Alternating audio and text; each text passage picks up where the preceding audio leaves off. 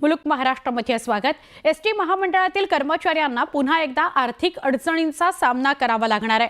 मार्च महिन्याचं वेतन फक्त 56% देण्यात येणार असल्याची माहिती समोर आली आहे आणि इतकंच नव्हे तर सुरक्षा रक्षकांना केवळ 50%च पगार मिळणार आहे।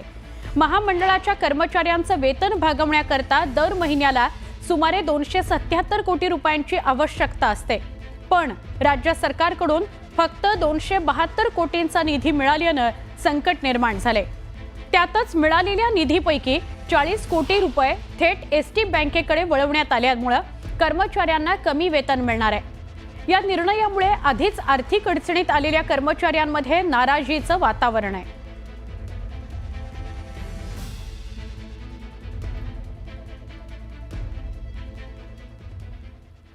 फक्त 56% पगार देण्यावरून एसटी कर्मचाऱ्यांमध्ये संतापाची लाट आहे। दरवेळी आमचंच वेतन का थकवलं जातं असा सवाल त्यांनी केलाय।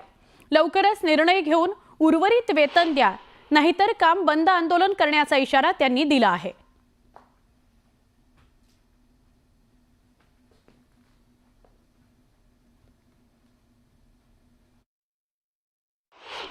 आमची फिक्स तारीख होती पहिले 7 तारीख, पण आता प्रत्येक महिन्याला हाच विषय होत चाललेला आहे की कधी 10 तारीख उजाडते, कधी 15 तारीख कधी उजाडते, कधी 20 तारीखही होती। आता ह्या गोष्टीला आम्ही अक्षरशः सगळे एसटी कर्मचारी कंटाळलो आहे, कारण की प्रत्येकाला एसटी मधल्या सर्व कर्मचाऱ्यांना अतिशय कर्ज आहे। कर्जाशिवाय त्यांना पर्याय नाही। कर्जाचा हप्ता फेडून सुद्धा त्यांना पगार हातामध्ये येत नाही आणि त्याच्यामध्ये आता ह्या महिन्यामध्ये 56% फक्त आमच्या हातात पगार दिला आहे। त्याच्यामध्ये घर कसं भागवायचं, EMI कसं जाणार, हे जर का असं चालत तर आम्ही कामगार संघटना तीव्र आंदोलनात तयार आहोत।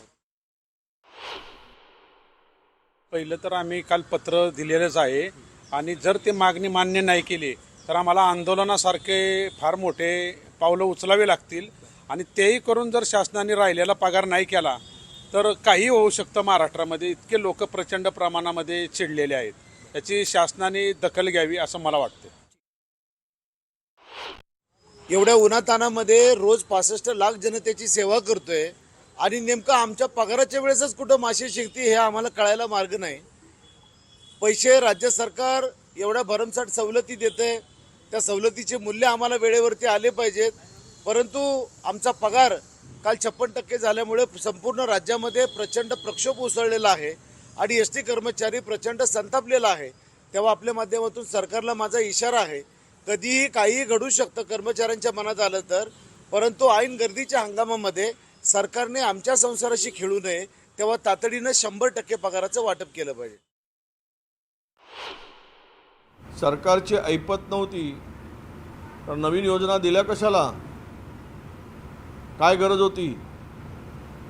सरकारला वाटत होतं की आम्ही एसटी कर्मचाऱ्यांचे पगार थांबवून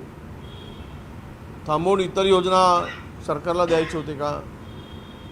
म्हणून मुळात प्रश्न असा आहे की एसटी कर्मचाऱ्यांच्या आता त्या बिचाऱ्या परिश्रम करणाऱ्या माणसाच्या भावनाशी खेळू नये।